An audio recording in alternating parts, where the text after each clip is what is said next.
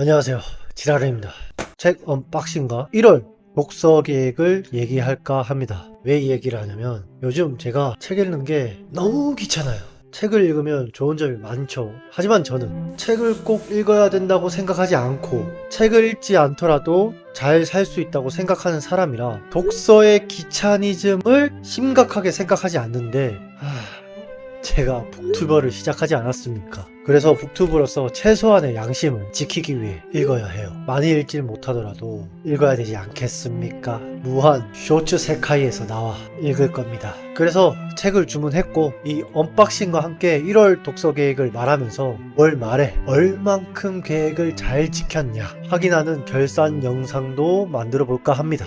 그러면 더 잘 읽을 것 같으니깐요. 제가 그리고 이걸 찍기 전에 다른 북튜버들 영상을 보니까 한 달 독서 결산에 10권, 11권 이렇게 읽으신 분도 계시고 책을 20만원, 30만원치 사서 언박싱하는 영상도 많더라고요. 그래서 제가 그분들한테 질 수 없지 않겠습니까? 그럼 저의 언박싱 규모는 얼마나 할까?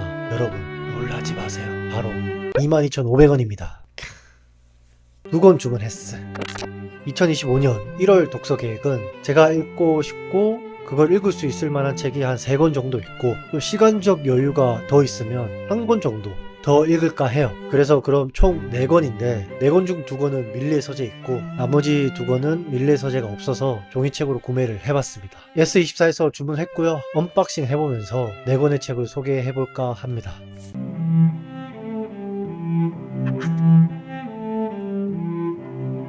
2권 샀습니다. 2권.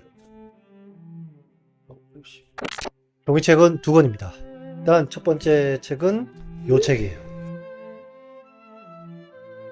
제가 노무현 대통령이 계셨을 때는 어려서 그분이 어떤 분인지는 잘 몰랐어요. 제가 어렸을 때 기억 중 하나가 그때 대선 개표 방송을 보고 있는데 당시 이해창 대선 후보와 노무현 대선 후보가 이 둘 중에 대통령이 누가 되니 마니 하는 상황이었어. 제가 그 방송을 딱 봤을 때는 이해창 대선 후보가 조금 더 수치가 높았어요. 제가 그걸 보고 이 두 사람에 대해 아무것도 모르면서 나는 이해창이 될 것 같다. 이해창이 됐으면 좋겠다.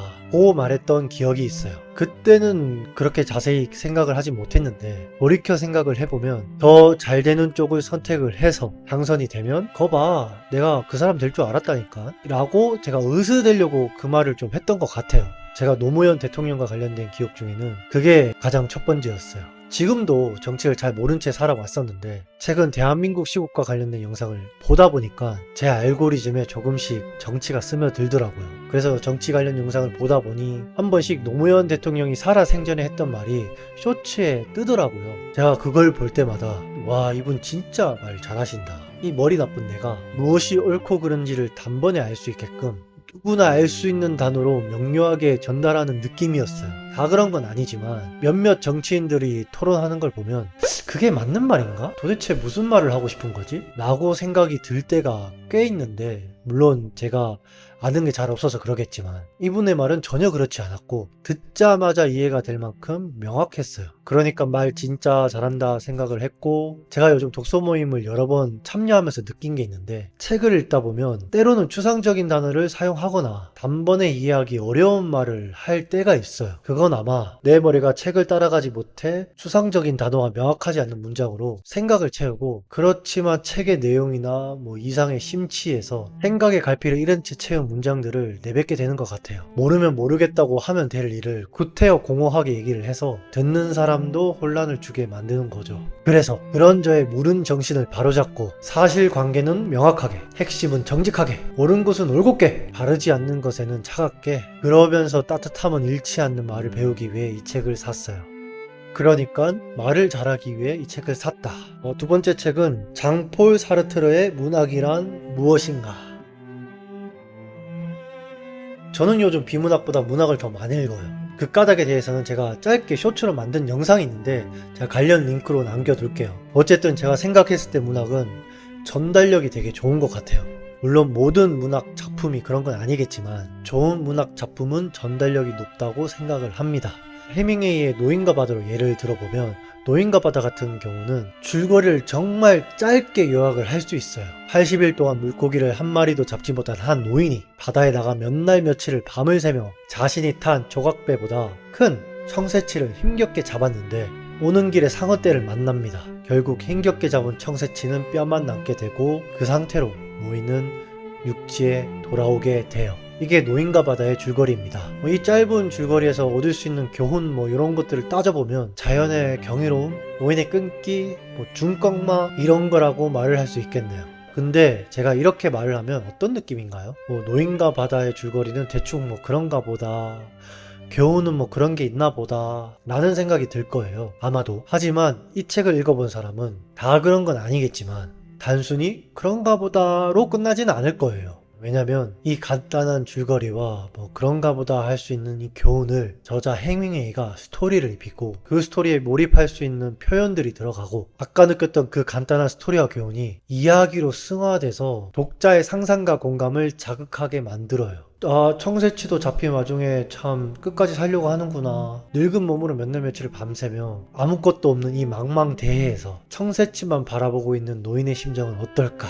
이렇게 힘들게 잡은 청새치를 데리고 오는데 상어떼를 만났을 때 노인의 감정은 어땠을까. 그럼에도 포기하지 않는 노인의 마음은 어디에서 오는 걸까. 똑같은 교훈이라도 이야기로 접한 사람과 그렇지 않은 사람이 받아들이는 무게감은 다를 거예요. 무엇을 전달하는 것도 중요하지만 때로는 어떻게 전달하는지가 더 중요할 때가 있어요. 저는 이게 문학의 많은 장점 중 하나라고 생각을 해요. 여러분들은 문학을 어떻게 생각을 하시나요? 문학에 대해 이런저런 생각이 들고 있는 요즘 저에게 이 사르트르가 생각하는 문학은 어떤 것일까?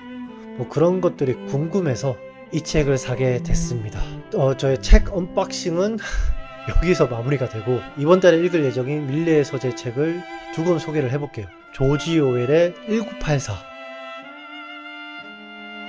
이 책은 제가 밀리의 서재에서 전자책으로 지금 읽고 있는 소설이기도 하고 이게 무슨 내용이냐면 나라의 모든 것을 감시하고 있는 빅브라더라는 존재가 있습니다. 그리고 주인공은 그 빅브라더가 통치하고 있는 나라에 살고 있어요.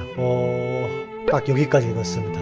그래서 아직 책이 뭔 내용인지 몰라요. 근데 이 책을 제가 왜 읽고 있냐면 이 책의 작가 조지 오웰이 쓴 동물농장을 제가 진짜 재밌게 봤거든요. 그래서 같은 작가니까 재밌을 것 같았고 2월 초에 제가 이 책으로 독서 모임을 참여할 예정이라서 이건 아마 반드시 다 읽지 않을까 생각이 듭니다.